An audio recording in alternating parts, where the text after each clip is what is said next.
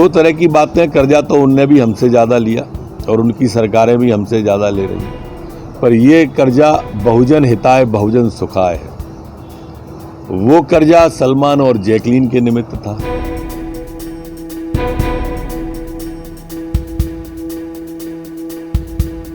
भगवान को दो ही बिंदुओं पर जनार्दन कहा जाता है। एक तो भगवान से जनार्दन कहते हैं, एक जनता से जनार्दन कहा जाता है। और अपने ईश के सामने अगर घुटने टेक रहे हैं, ये किसी परिवार के सामने तो घुटने टेक नहीं रहे, अपने जनार्दन के सामने घुटने टेक रहे हैं, तो इनको पीड़ा क्यों हो रही है? इन्होंने तो 15 महीने में पूरी जनता के ही घुटने टिकवा दिए थे। उस जनता के हम घुटने टेक रहे हैं तो बुरा क्या है?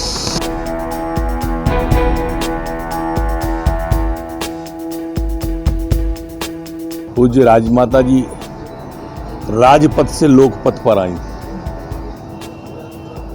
उनका जीवन पूरा का पूरा सादगी भरा था और वास्तव में देवी की प्रतिमूर्ति प्रतीत होती थी। जब हम भी उनके सामने बैठते थे, हमें लंबा उनके साथ काम करने का, रात दिन गांव की चिंता, किसान की चिंता, गरीब की चिंता, ये उनका स्वभाव था।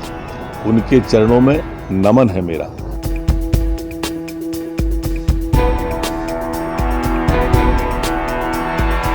कमलनाथ सरकार ने काम किया क्या? तो वो बोल रही नहीं, कोई काम नहीं। सच मानिए हुजूर, चेहरे पे धूल है, इल्जाम आईने पे लगाना फिजूल है।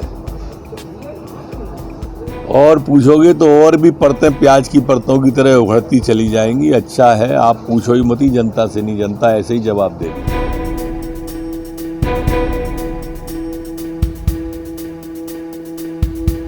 हम पहले से कहते थे, अब दिनेश गुर्जर जी ने कह दिया है कि ये सोने का चम्मच लेके पैदा हुए कमलनाथ जी। अब उनके कार्यकर्ता ने कहा, और क्या गरीब के परिवार में पैदा होना कोई गुनाह है?